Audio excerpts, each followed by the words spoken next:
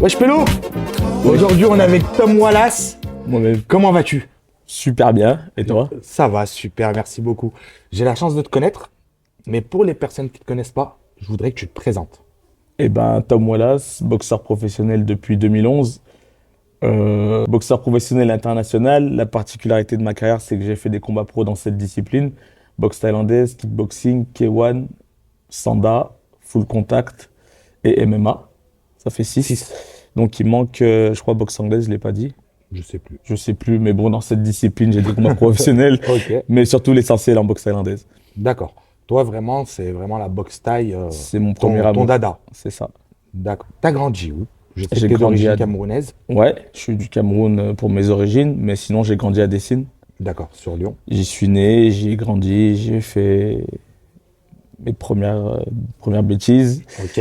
Et mon premier entraînement de boxe, je l'ai fait à Dessine aussi, parce que dans mon quartier, en fait, il y avait un petit club de boxe anglaise, donc j'ai commencé par ça Ah, avant tout. t'as commencé par la boxe anglaise. Parce qu'il y avait que ça autour de moi. Ouais, à cette époque-là, c'est vrai que c'était...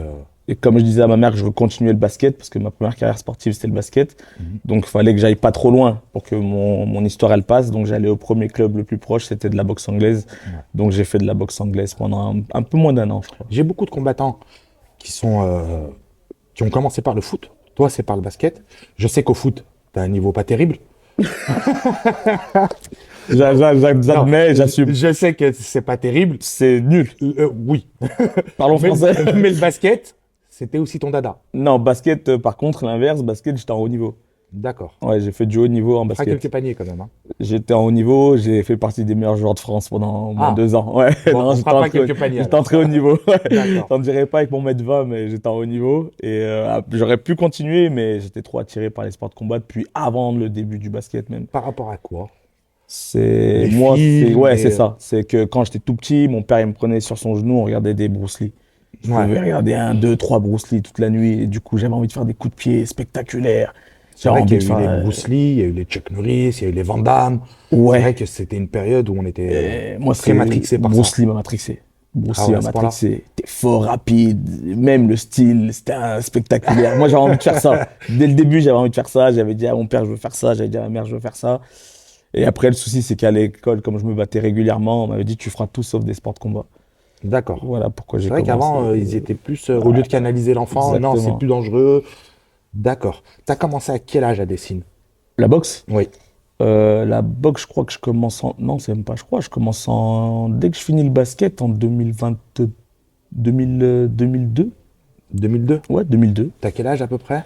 2002, oh là là, c'est dur, c'est ce genre de questions là. Je sais plus, mais T'as quelle année? je suis majeur de toute façon. Ouais, Ah, t'es déjà majeur. ouais, je suis déjà majeur. D'accord. Ouais, si vous faites les calculs, ça fait mal, mais ouais, je suis déjà majeur. D'accord. T'as commencé tard. J'ai commencé Contrairement à super tard. certains- J'ai commencé super tard parce que j'avais pas le droit de commencer plus tôt. Tout simplement, en fait. Ok. Voilà. Ouais, Je parce voulais, que mais j'avais les pas le droit. parents ne voulaient Je pas. voulais pas. Interdiction de faire des box. En anglaise, t'as commencé par l'anglaise. Ouais.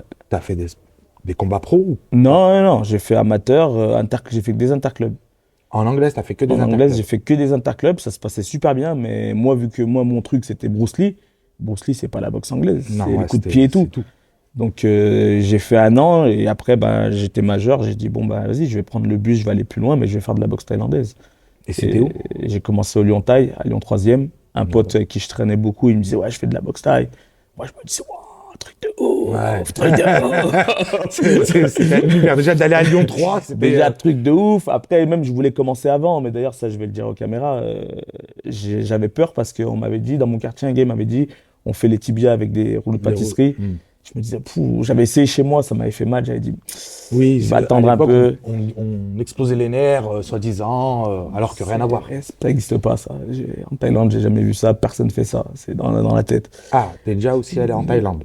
Et après, du coup, mon pote, je lui ai dit, écoute, un jour, je viendrai. Il m'a dit, vas-y, passe. Et c'est comme ça que je suis allé à Lyon 3. Je suis rentré, j'ai kiffé. À partir de ce moment-là, de ton entrée à ton premier combat pro, Oula, combien de temps se sont écoulés? pas beaucoup. Parce que je rentre. Alors, en fait, la particularité, c'est que j'ai 2 carrières en boxe thaïlandaise. La première, elle est en 2002. Je rentre, je vois la salle comme elle est faite, je vois l'entraîneur, super bien. Mon premier entraînement, il se passe bien. Et au bout de quelques semaines, en fait, il y a un gars qui fait mon gabarit. Il est taillé, mais il est pro.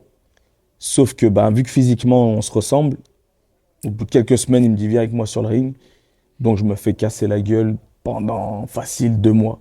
Sauf D'accord. qu'il me casse la gueule le lundi, et le mercredi, je reviens. Il me recasse la gueule, le vendredi, je reviens. Et les semaines, elles s'enchaînent comme ça. Et au bout de peut-être un mois et demi, je dis à l'entraîneur, bon, bah, vu que j'ai pris des patates par un pro, je peux peut-être faire mon premier combat amateur. Et c'est là que je commence la compétition, donc en 2003. Mhm. Donc ça fait très vite en fait. Je crois que j'ai peut-être 8 mois de boxe thaï, je fais mon premier championnat de France. J'arrive vice-champion de France, donc je me dis, bah ça y est en fait, c'est bon. Je suis dans là où je devais être. Ouais, t'es dans le circuit, ça y est. En 6 mois de pratique, je suis vice-champion de France. L'année prochaine, tu vas être champion de France et ainsi de suite. Sauf que ma vie fait que je fais un accident de la route. Ok. Je suis vice-champion de France en avril 2003. Je fais mon accident de la route en juillet 2003. Donc voilà, je me casse la jambe. Et là, Ça a freiné le. fini. Et comment Je tu finis ma réagis à ce première moment-là? carrière. Comment tu réagis à ce moment-là exactement? Tu dis c'est fini? Alors, je me dis que c'est fini, mais c'est bien que tu me poses la question parce que je vais te dire pourquoi je me dis que c'est fini. Je vais aux urgences, le chirurgien, il me reçoit et il me dit, monsieur, vous allez plus jamais recourir. Il sait pas ce que je Ah, fais dans ma vie, hein. Il me dit, vous pourrez plus jamais courir. Donc voilà comment elle c'était se un finit ma nouveau accident. première carrière de boxe thaïlandaise. Mhm. Je fais, bah, déprime, je pleure, je suis gamin, machin, tac. Et je sais plus pourquoi, je suis transféré dans un autre hôpital dans l'après-midi. Et la première question que je pose au chirurgien que je croise, je lui dis, c'est vrai que je peux plus courir. Parce que moi, je fais de la boxe thaï. Il y a quelques mois, j'ai Mhm. été vice-champion de France, je viens de commencer. Il me dit, mais n'importe quoi, qui vous a dit ça? Je dis, bah, le chirurgien que j'ai vu à Dessine, d'ailleurs. Il me dit, c'est n'importe quoi, vous n'allez pas reboxer dans l'année. Bon, je vais vous mettre une opération, une broche pendant un petit moment, mais vous êtes jeune, ça va se consolider et dans quelques années, vous reprenez. Et du coup, bah, j'arrête avec l'accident en 2003 et la vie professionnelle fait que je vais arrêter pendant 4 ou 5 ans. D'accord. Ouais, ça a été long. C'est-à-dire que tu as dû travailler, tu as dû. Je rentre dans la vie active, on prend un petit boulot sympa, faire plaisir aux parents et tout, gagner sa vie. Donc j'étais loin du sport, sauf que mon corps il change. Je me vois obèse en quelques années. D'accord. Et j'aurais pu reprendre avant, mais la vie fait que j'ai arrêté 5 ans. Et 2008, je reprends en me disant non, en fait, c'est ça que je veux faire. Donc je reprends en 2008 à fond. Et 2009, je suis champion de France pour la première fois. D'accord. Ah, donc pendant 4 5 ans, tu t'arrêtes. Ouais. Ta vie s'arrête en fait. Tu rentres dans la vie active pour la première fois, tu travailles. Les aléas de la vie font que c'est difficile pour toi de reprendre. C'est que Mais ça reste dans la tête pendant ces 4 ans. non, Même non, pas. non, même pas. Non, non, parce que bah, déjà au début, j'avais un plâtre, donc je pouvais pas. À côté, moi, j'ai plein de passions. Donc à cette période-là, je suis un peu plus sur une autre passion qui est la musique. D'accord. Donc je fais du rap parce qu'une Oui. jambe cassée, ça me gêne pas. Après ma jambe, j'ai plus de plâtre, je peux reprendre le sport, mais du coup, je suis à fond dans le rap. Et puis après, c'est là que je commence à prendre du poids et je me dis, ouais, en fait, le sport, c'est génial. Et du coup, bah, je commence à mettre un petit peu de côté le rap, la vie professionnelle, parce que je suis dans un boulot où je suis commercial, j'ai une bonne place, mais mes amis, ils ont 20 ans de plus que moi. Mm. Je prends du poids, je me vois changer. Et un jour, je me dis, non, je vais reprendre la boxe. J'ai pas fini mon parcours, je vais reprendre la boxe à fond et rien lâcher. Et D'accord. du coup, on arrive en 2008 où je fais mon vrai retour dans le club. Et là, depuis Là, 2008, t'as tout pété. là, j'ai pas lâché. Ah, j'ai une question à te poser. Je la pose souvent. Est-ce que tu peux vivre à ce moment-là, quand tu passes en pro? Donc, si tu es champion de France en 2008, 2009, 2010, tu passes pro. Je passe pro en 2010, fin 2010, Voilà. début À ce 2011. moment-là, est-ce que tu peux en vivre avec les primes de combat ou pas du tout? Tu es obligé de garder un travail à côté. J'en ai réellement vécu des combats sur une année. Ça a duré. C'est en 2011 où j'ai vécu des combats. Pour moi, c'est pas un mode de vie, c'est pas viable. J'ai vécu des combats pourquoi? Parce que je combattais tous les mois. Il y a même une semaine où j'ai fait 2 combats dans la même semaine. Je combats un samedi à Grenoble, je combats le samedi d'après en Suisse. Mais c'est des dingueries, ça se fait pas. C'est trop difficile. C'est n'importe quoi. J'ai fait des tournois, tu combats 2 fois dans la même soirée. Aujourd'hui, j'y repense, je me dis, mais n'importe quoi. Donc non, je dirais que c'est pas viable.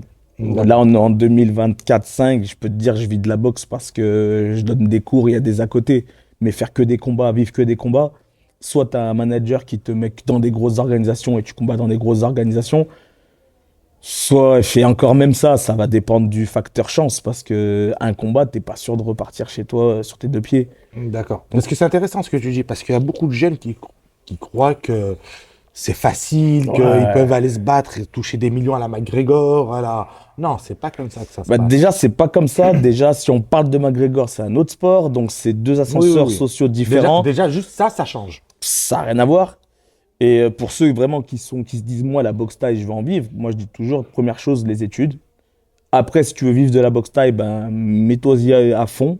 Apprends à t'entraîner. C'est même le premier truc à apprendre, c'est apprendre à s'entraîner. Tu sais pas t'entraîner, tu te blesses à l'entraînement, tu vas te blesser en combat. Tu te blesses en combat, tu sais pas comment tu peux reprendre l'entraînement. Et c'est des choses, ça s'apprend. Donc, Donc, dans cette période de convalescence, tu t'es mis à l'écriture, au rap. ouais. C'est Bah, en pourquoi? plus, ouais, c'est ça. Ouais, ça fait pas longtemps avant l'accident, je commence. Mhm. Et je m'y mets réellement juste avant l'accident, en fait. D'accord. Ah, avant, Un petit pendant que peu. tu combattais déjà. Ouais, parce que je commençais un petit peu à kiffer. Quand je kiffe, je me lance. T'as raison. Voilà, C'est bien. c'est C'est ça. bien, c'est bien. C'était bon? Franchement, je peux dire que ouais. Arrête. Ça s'est bien passé. J'ai vendu des CD, j'ai fait une tournée dans Ah, toute quand la même. France. J'ai fait la première partie de tous les gros artistes français. Cynic, Kerry James, Booba. J'ai fait le Transborder. Ouais, ouais. Bon, bah, c'est Ça se bien. passait bien. T'es quelqu'un vraiment qui lâche pas l'affaire, qui quand... Si je kiffe, je vais à fond. C'est bien. Bah, quand D'accord. je te dis que j'ai fait championnat de France de basket avec 1,20 m, tu te dis, c'est que. T'étais le plus petit en taille, C'est que. mais Ouais. tu lâchais pas C'est l'affaire. que voilà. Ah, mais c'est bien, t'as la mentalité pour ça, en fait. Et Mentalité et quand tu as la passion. oui, bien sûr, faut aimer. Faut aimer ce qu'on fait. Maintenant, on passe en 2012. Ouais. D'accord? T'as fait ton premier combat pro en 2011. Ouais, fin 2010, début 2011. Voilà. 2012. Où t'en es à ce moment-là? T'as déjà plusieurs combats? Ou... 2012, c'est le prime, j'ai envie de dire presque. D'accord. Je fais de l'international, je boxe de partout. Je boxe de partout et ben 2012 marquant parce que premier voyage en Thaïlande, premier championnat du monde en Thaïlande à Bangkok, je fais quatrième place. 2012, grosse année parce que je suis membre de l'équipe de France de boxe thaïlandaise et membre de l'équipe de France de K1. Je fais une Coupe du Monde WACO que je remporte en kickboxing avec l'équipe de France. Et je combats tous les mois, des fois en France, beaucoup à l'étranger.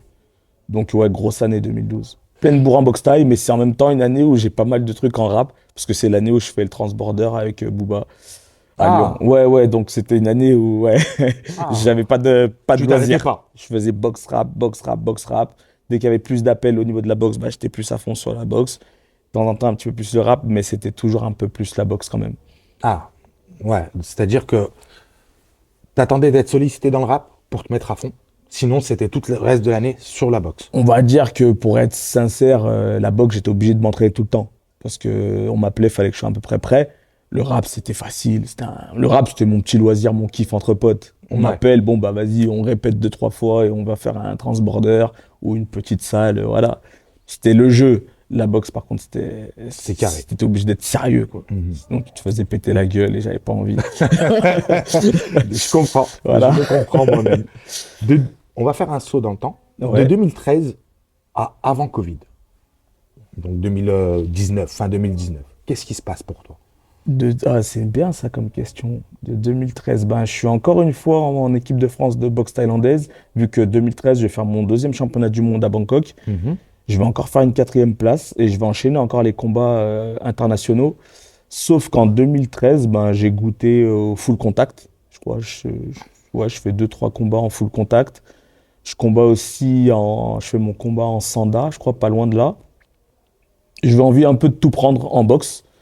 Et le rap, ça continue. Donc tout ça, bah ouais, si de 2013 à 2019, il va se passer tout ça. Et tu Euh, continues rap je à continue le côté. rap, ouais, je continue. Un petit peu en calme parce que la boxe, ça monte. Les sports de combat, ça monte. Donc je suis un peu plus dans la boxe. Je commence à donner des cours aussi dans la foulée. Vu que je suis pro, ben, je me dis, je veux me concentrer sur la boxe et je veux en vivre. Mhm. Donc je sais que les combats, c'est aléatoire. Donc je me dis, ben, je vais prendre un truc plus stable et je commence à donner des cours. Voilà, donc je monte mon entreprise en 2012 d'ailleurs, pour donner des cours dans des salles. D'accord. Voilà, donc ceux qui veulent se lancer, bah, sachez que ça se fait, c'est possible. J'ai commencé par ne faire pas à 100% de la boxe. Je donnais des cours de fitness d'abord. 5 cours de fitness, un cours de boxe. Puis Mhm. plus le temps passe, 4 cours de fitness, 2 cours Deux de cours de boxe, boxe. et ainsi de suite. Et jusqu'à 2019, j'étais en kiff. Je me disais, bah, c'est cool, je suis international, je vais continuer à kiffer ma vie, faire des combats.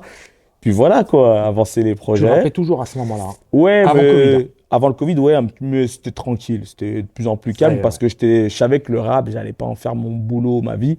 J'avais pas plus envie que ça. Alors que les sports de combat, je me disais vraiment, je vais vivre de ça. Ça se passe bien, je vais avancer là-dedans. D'accord. Le Covid arrive. Je sais que.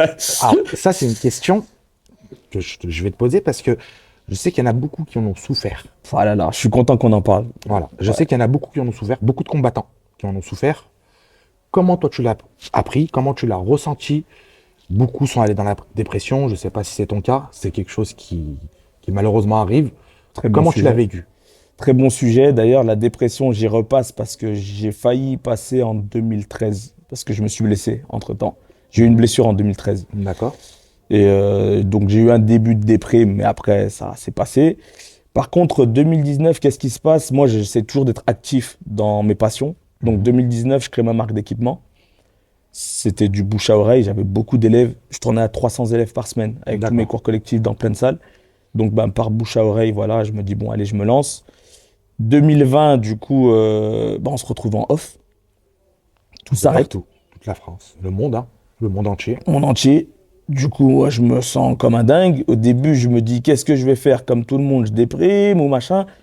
Et en fait, au bout d'un moment, je me dis, la situation, elle est compliquée. Tu as deux solutions. Soit tu pleures, soit tu trouves un plan B. Et donc, j'ai commencé à réfléchir au plan B. Qui était? Le plan B, bah, du coup, c'est que comme la marque commençait à bien prendre et qu'on se retrouve bloqué chez soi, ben, on ouvre, du coup, avec un ami, on ouvre une boutique en ligne. Ça nous permet de travailler un petit peu. Et les clubs pour lesquels je travaille, une partie me demande de donner des cours en visio. Donc voilà, ça me permettait de travailler. Je suis auto-entrepreneur, Bien donc sûr. j'avais une petite aide. J'avais mes cours en visio. Et à côté de ça, moi, ça me motive à créer des cours en visio que je commence à vendre en ligne. Donc c'est comme ça que j'ai commencé à vendre mes premiers cours en ligne D'accord. pendant le Covid. Et sinon, bah, à part ça, c'était un peu la rouille, mais, Et ta mais marque, voilà, elle ouais, vient d'où cette idée de la marque? de mes élèves. Ah, c'est eux qui t'ont Ouais, dit. c'est eux, ils m'ont dit, ouais, on te voit à la télé, machin, bah, pourquoi tu te lances pas?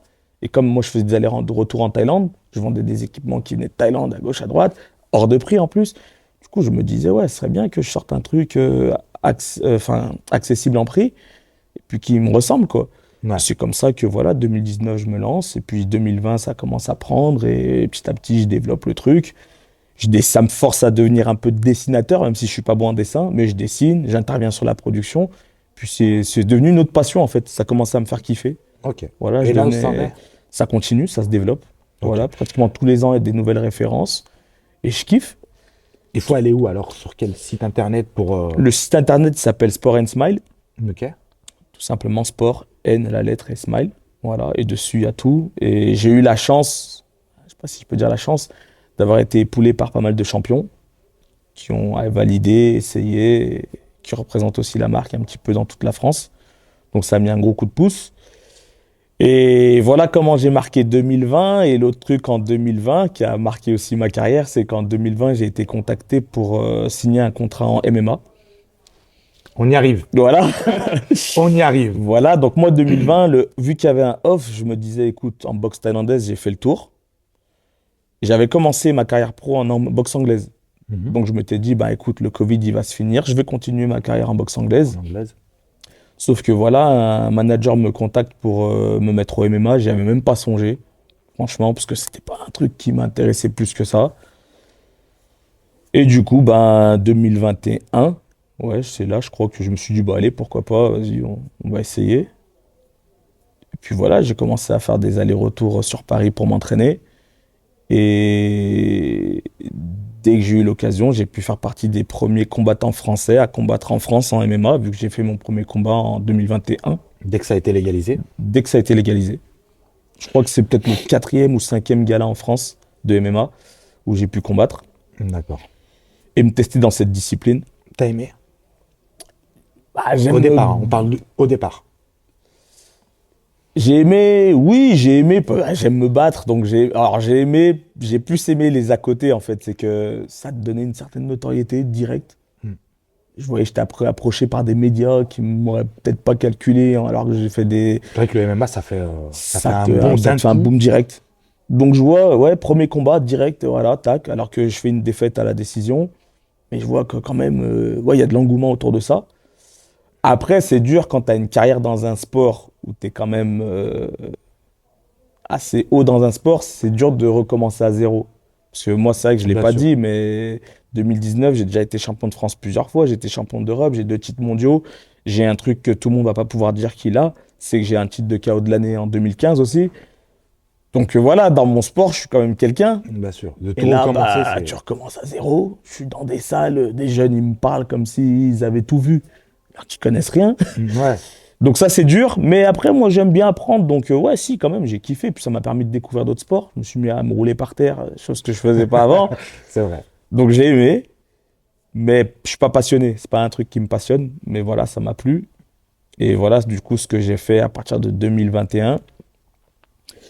Et voilà, Parce que moi, j'ai eu la chance de te voir en combat au LFC, exactement. qui est organisé par notre ami en commun, Jean Bagal, qui tient la team Apache. Tiens, la chaîne pas C'est vrai depuis que longtemps. j'ai été impressionné par ton combat parce que c'était une guerre monumentale. Une boucherie. Et ouais, du coup, moi, je vais dans la cage pour faire la guerre. Donc, je sais qu'une guerre, je peux gagner. Je sais qu'une guerre, je peux perdre. Je sais que mon adversaire, il peut finir en fracas. Je sais que je peux finir en fracas aussi. Ce soir-là, ça a été moi, mais j'ai kiffé. J'ai juste eu petit somme que ça s'arrête à, je crois, 50 secondes de la De la fin. fin, ouais. Ouais. C'est vrai que ça. C'est le truc qui m'a, voilà. Mais après, l'arbitre, il m'a dit, ouais, mais là, tu prends un coup, tu peux finir aveugle. Mm. Je préfère arrêter C'est vrai maintenant. que c'était bien ouvert. Il a eu raison, bien sûr. J'ai été ouvert dans tous les côtés. Il a bien fait, mais ouais, j'ai kiffé. C'est un super bon souvenir. C'est un très bon moment. Et un photographe m'a même proposé de me donner une photo encadrée au début de combat et une photo où j'ai la tête éclatée. Franchement, j'ai réfléchi 10 minutes. Je lui ai dit, ouais, je veux tête éclatée. Et je l'ai mise dans mon studio. Et Oh, mais je c'est kiffe. bien. Voilà, je suis fier. T'as raison, je te comprends. Vraiment, non, mais je vois exactement ce que tu veux dire. Ah ouais, de ouf. Et je reviens sur cette entrée. Ouais, ouais. T'es un showman. J'aime bien qu'on parle de cette entrée. Ouais. Mais c'est Je vrai vais qu'elle te était- dire pourquoi je veux bien qu'on en parle. Vas-y. C'est une entrée que j'ai commencé à faire en 2011, mes débuts pro. Et je montais avec mon masque et tout. Les gens me disaient, ah, mais t'es un fou, tu te prends pour qui? Et je crois que l'année d'après, j'ai vu tout le monde progresser dans leurs entrées. J'ai vu des boxeurs prendre le même masque, faire la même chose. Et voilà. Je dis, bah voilà. T'avais 1 ou 2 ans d'avance. J'étais en avance. Je le savais de toute façon, parce que moi, avant d'être combattant, j'étais dans le public. Ouais. Tu es dans le public, tu as envie de voir des combattants qui se donnent, mais tu as envie de voir c'est du show. Oui, bien Tu payes sûr. ta place pour du show. Bien sûr. Donc moi, je voulais faire ce que j'ai envie de voir. Donc voilà, c'est pour ça que j'ai fait une entrée qui me correspond et que les gens qui marquent. Donc je sais que quand j'arrêterai, les gens se diront, ouais, Cyborg, on se rappelle au moins de son entrée. Au moins ça. Non, mais c'est vrai que t'es un excellent combattant. Et c'est vrai que t'es un showman aussi. Ouais, j'essaye. Donc, non, mais c'est ce qu'il faut pour un C'est combattant. ce qu'il faut, de toute façon, j'estime je que pense, c'est ce qu'il faut. Bon. Oh, pour finir cette interview, j'ai un jeu. Ouais. D'accord? Je te dis des noms de sportifs ou de personnes célèbres. Et tu réponds en un mot, voire deux. Et si tu as envie de vraiment détailler, tu te lâches. OK? Ok, ça me va. Je te donne un exemple. Si je te dis Mohamed Ali. Je vais te dire la légende. OK. C'est bon, tu as compris le système. Ouais, j'ai compris. OK. J'en ai dit deux, là. Là et là. Ouais. Non, mais ça me va. Si je te dis par exemple Khamzat Chimaev, Référence, Bader Hari, je vais te dire légende. Alistair Overeem. J'ai envie de dire personnage. Là, je détaille un petit peu, c'est que moi, je suis très focus sur le côté sportif. D'accord. Lui, c'est vraiment. Et Le tout. quand il y a des trucs un peu bizarres, pour moi, ça descend un déséquilibre. petit peu. Voilà, c'est pour ça que je dis un personnage. Après, ça reste un grand champion quand même. D'accord. Cédric Doumbé. Ascension. Tu peux détailler? Je dis Ascension parce que je le connais très bien personnellement. Il y a des gens qui ont des avis sur lui, d'autres qui en ont d'autres, mais il faut se rendre compte. Moi, j'étais sur les mêmes cartes que lui quand il n'était pas connu. J'avais dit, vous allez voir. Les gens, ils ont vu. Il mérite ce qu'il a aujourd'hui.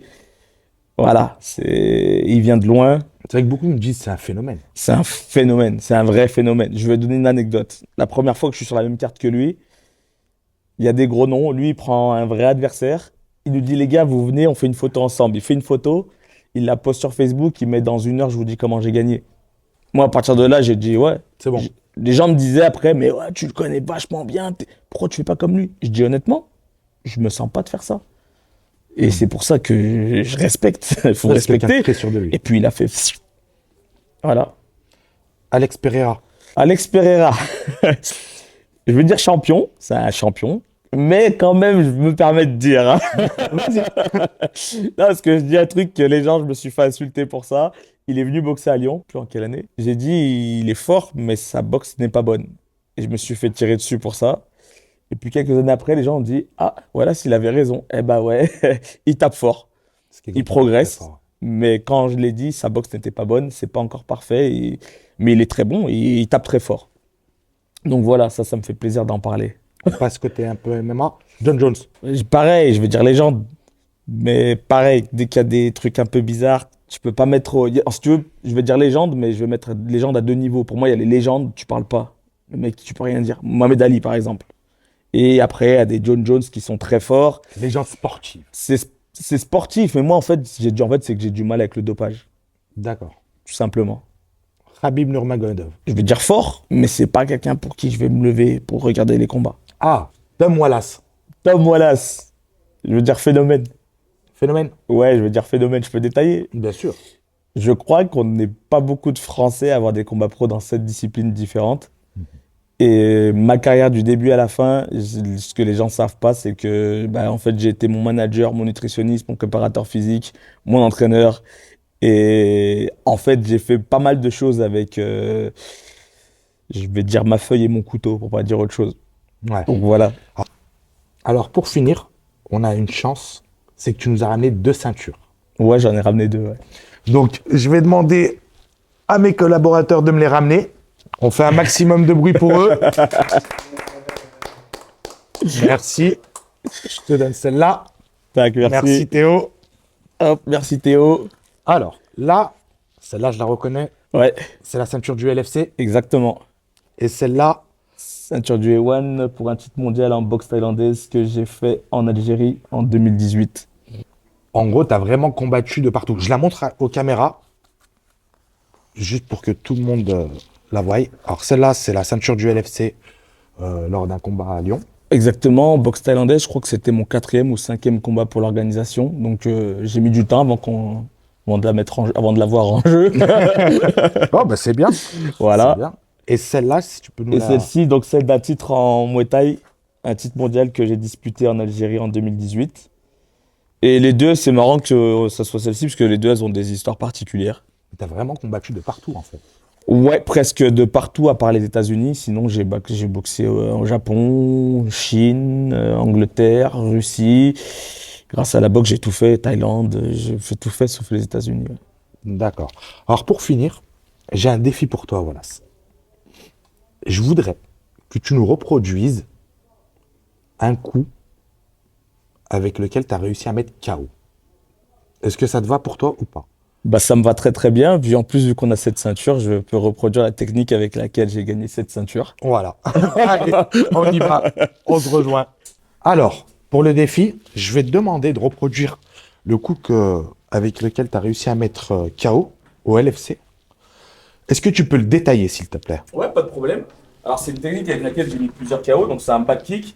Comme je suis droitier, en fait, je place mon coup de pied retourné arrière, donc sur le côté droit de mon adversaire. Donc là, il était gaucher.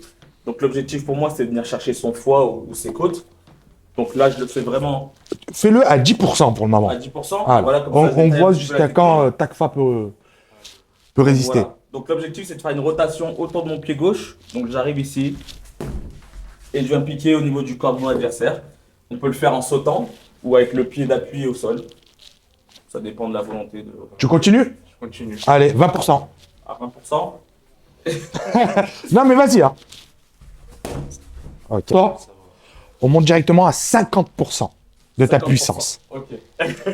Allez, vas-y. Ça commence. T'arrêtes? À 70, je pense que. Allez, 70%, ça te va ou pas? 70%. Allez. Après, moi, le truc important, c'est aussi toujours d'être précis. Oui, mais Peu importe, même sans le- pour l'instant, on le voit. On voit que Non, t'es bien ça va. précis. Ouais, c'est là, ça va. Alors, merci beaucoup, Tom Wallace.